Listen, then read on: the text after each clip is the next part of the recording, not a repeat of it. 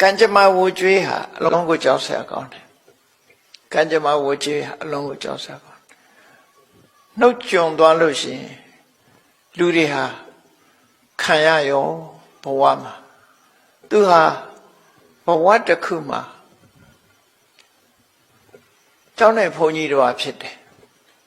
အတိတ်ဘဝတစ်ခုမှာကျောင်းတဲ့ဘုန်းကြီးတော်ဖြစ်ခဲ့တယ်ကျောင်းတဲ့ဘုန်းကြီးတော်ဖြစ်တော့ကျောင်းတကာကအကနုတော်ပေါ်မှာအာဂနုတပါရောက်လာတဲ့အခါကျတော့တလေးတစားအာဂနုကိုပြုစုတာကိုသူကဂျယ်လစီဖြစ်တယ်မနာလို့ဖြစ်တယ်အဲ့ဒါသိတ္တိထားကြကောင်းတာဘုန်းကြီးတွေမှလည်းအဲ့ဒါမျိုးဖြစ်တတ်တယ်အများကြီးနော်ဒါကြောင့်မို့ယရဏမေတ္တာသုတ်ထဲမှာဆိုဒီကုလီတုနာနုဂိတ်တော်ဆိုတာတရားတော်မတွေပေါ်မှာတွေ့တာမှုမရှိစေရဘူးလို့ဟောတာအဲ့ဒါကြောင့်မို့လို့နော်တွေ့တာမှုမရှိစေရဘူးအဲ့ဒါကျောင်းတိုင်းဘုန်းကြီးကအာဂနုအပေါ်မှာကျောင်းတကာကတလေးတစားလှုပ်တာကိုမနာလိုမရှိစိတ်ဖြစ်တတ်တယ်မနာလိုမရှိစိတ်ဖြစ်တတ်အဲ့ဒါလို့ဖြစ်လာတဲ့အခါမှာသူကနှုတ်ကိုအလွန်ကျွံပြောခဲ့တာဖြစ်တယ်ဟိုကတင်နှုံနာနဲ့ခေါင်းရိပ်ပေးတဲ့အခါမှာဘာလို့တင်နှုံကြီးနဲ့ခေါင်းရိပ်နေမလဲ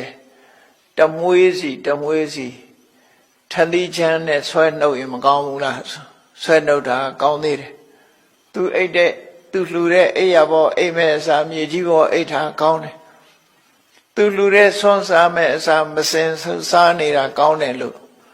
ဒီလိုပြောခဲ့ဘူးတဲ့ဝစီကံနေရဲ့အပြစ်ဒဏ်ကိုသူခင်ဗျခံရရှာတယ်နောက်ဆုံးဘဝ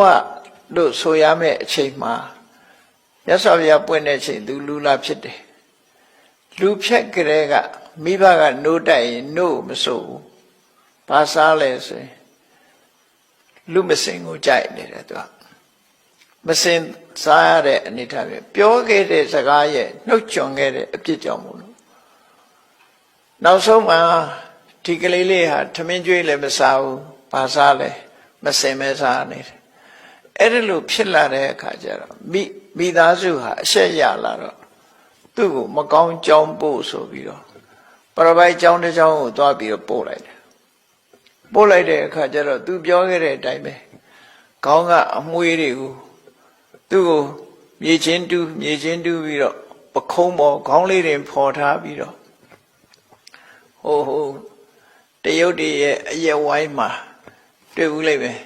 စပွဲအလဲ